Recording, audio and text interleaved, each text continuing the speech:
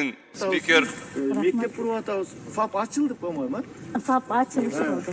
Неке ачыл эле. Эми ачабыз анда куруп. Жакшы болуп атат. Бул биздин спикер барып ФАП ачып атат. Аксы районундачы. Бул ФАП койор. Бул ФАП болсо көчө мурдай күнү кайра бузулат. Анткени жакшы салынбай алган. Бул ФАПка да барып келдим. ФАПтын жана фундаментин көрсөтсөң куюлган бакай. На фундамент чыгат. На фундаменти мондай ФАПтын. Арматуралар чыгып калган. Эми караколду кой. Караколдун видеосу бар, караколду кой. Аксыда. Бул мектеп Жылдыз деген айылында караколдо салынып аткан мектеп течерде сесма поезду куюп атканда тетиңтип немелер кирпичтер учуп кеткен, урап кеткен. Бул мектептин дагы фундаменти азыркы ФАПтын да фундаментиндей. Просто булар засыпка кылып туруп жаап салыптыр. Казып караган жокпуз да.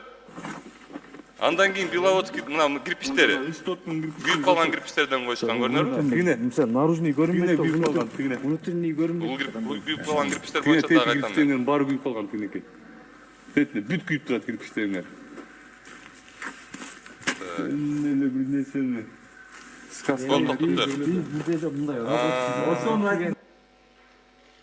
Кызыл Кыядагы фундамент боюнча да айтып кетейин. Бирге көргөнсүңөр буга чейин мен Кызыл Кыяга барып мектептин фундаментин буздурткам.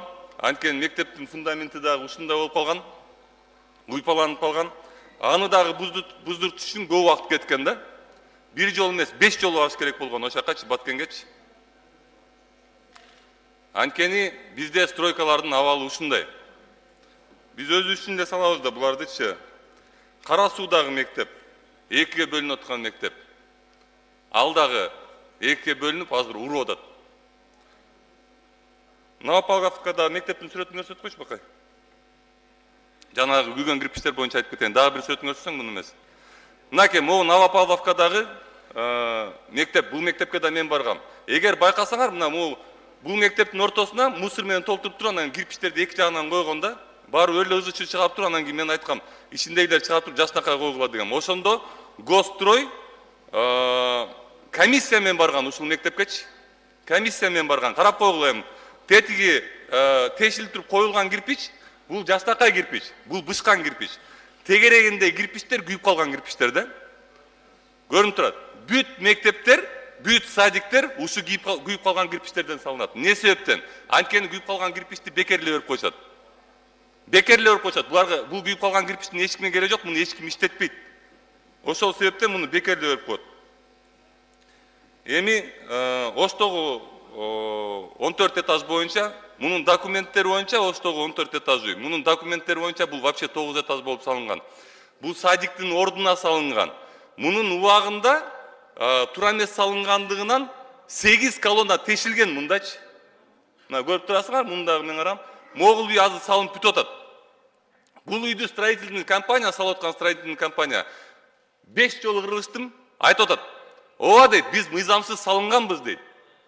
Өздөрү эле айтып атат, мен кийинчерээк видеосун чыгарам буюрса. Биз дейт мыйзамсыз салынганбыз дейт, ооба. Бирок дейт бизге Госстрой рухсат документтерин берди дейт. Мындайда биздеги стройканын аферасы мындай болуп калды.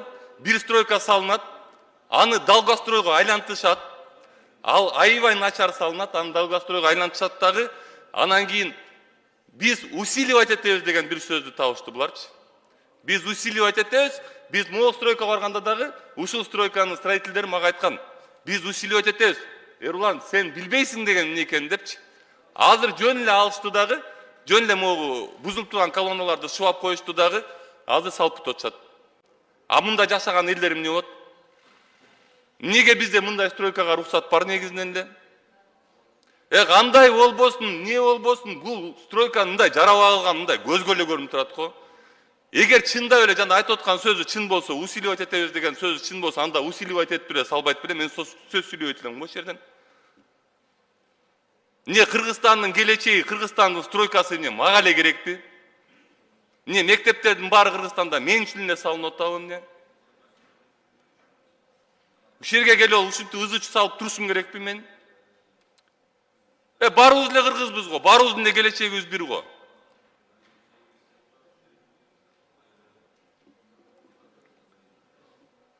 Мен Гостройдун жумушуна абдан нааразымын. Эгер бүгүн салынып аткан бул объектилер мындай көз боёмо объектилер болсо, анда салынбай эле койсун.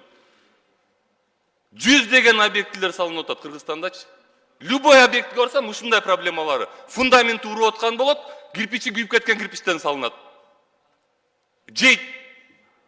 Баары жешет акчанычы. Өздөрүнүн балдарын келечегине мына Беловодскийдеги забор. Мына көрүп алгыла. Бул заборго фундамент куйбай туруп эле сайып койгон неме забордучу. Бул балдарды басып кала жазган бул заборчу. Башынан койсоң, неме бакай. Мына монтип эле кулап калган. Жөн эле. Азыр деле фундаменти жок бул заборлордунчу. Азыр деле кулайт буларчы. Переделать эткен эч ким жок. Эмне себептен? Анткени кичине убакыт берип коелу, анан усиливать этишет, кулайт булчу. Буну усиливать эткен кулайт бул нерсенин баары. Азыркы мен көрсөткөн мектептер дагы бул качественно салынган мектептер эмес, булар да бир күн урайт. Канчага чейин мындай көрүнүш боло берет? Мен айтайын деген Садыр Нуркожоевич, абдан көп объектилер салынып атат. Негизинен эле мен мындай калпайта турган балдардан эмесмин да. Чындап эле стройка болуп атат. Чындап эле көп жерлерде мектептер салынып, садиктер салынып, жолдор салынып, алдыга жылыш бар. Аны ачык эле айтыш керек экен. Канча проекттер салынып атат. Мен негизинен эле мындай жөн эле иштеп аткан адамга тийишип жаман көрүнгүм келбейт да. Бирок эгер биздин мектептер, биздин балдардын келечеги, бала бакчалар жана ушул сыяктуу нерселер ушунчалык жоопкерчилиги жок. Мондай күйүп калган кирпичтерден фундаменттер уйпаланып экиге бөлүнүп аткан мектептер салынып атса, анда бир аз токтотуп турбайлыбы? Салганды үйрөнгөнгө чейин. Бул мектептер көпкө турбайт. Жөн эле көз боемочулук кылып салыштын кереги жок го дейм. Мен ойлойм, сиз өзүңүз чечим чыгарасыз депчи, бирок бүгүнкү күндө ачык айкын силерге көрсөтүп бердим. Гостройдун иштеси жакшы эмес. Жакшы эмес эмес, абдан начар. Рахмат.